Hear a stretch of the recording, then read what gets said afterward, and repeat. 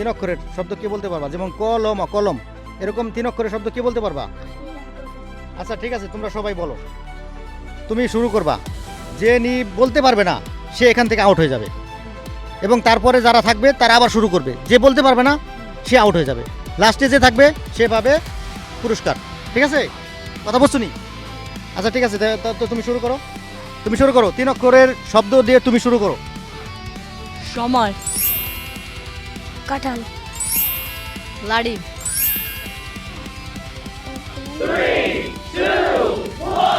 আম হলো না, তুমি বলো। পারি না, তুমি তো পারি নাই, তো তিন অক্ষর হয়ে গেছে। দেখ, লবণ, সুন্দর। তুমি লিচু, পারি তো হয় নাই। যাও, তুমি এই সাইডে যাও। তুমি ঘর, ঘর দুই অক্ষরের, যাও। আচ্ছা যাই হোক, এখন তোমরা চারজন টিকছো। ঠিক আছে, এই পর্বে তোমরা চারজন টিকছো। এখন একই শব্দ বারবার কিন্তু ইউজ করতে পারবে না। তুমি যেটা বলছো তুমি এটা বলতে পারবে না, আর কেউ বলতে পারবে না, একজন একটাই বলতে পারবে। এখন ঠিক আছে, তুমি আবার বলো। শাপলা, গোলাপ, সাপ, টপ, না, এটা দুই অক্ষর হয়ে গেছে, তুমি আউট হয়ে গেছো। তুমি বলো। কলম।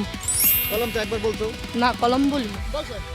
সময় বলছি। আচ্ছা আচ্ছা ঠিক আছে, ওকে। তাহলে তোমরা তিনজন আসো, এখানে আসো।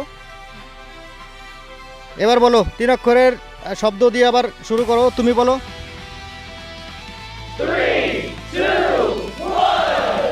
শেষ, সময় শেষ, আউট।